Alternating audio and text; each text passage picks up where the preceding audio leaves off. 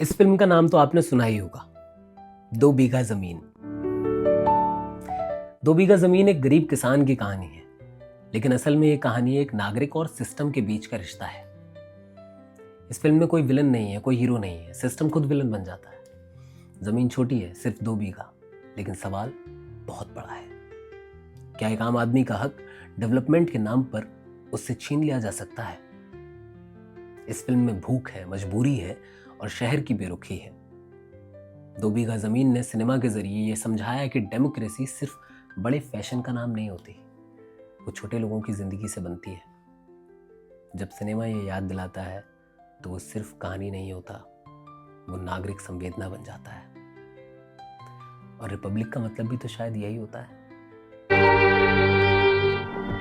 माँ, वो देखो, यहाँ से धुआं उठ रहा है ना, ठीक वहीं पर अपना मकान था। और वहाँ मेरी रसोई थी।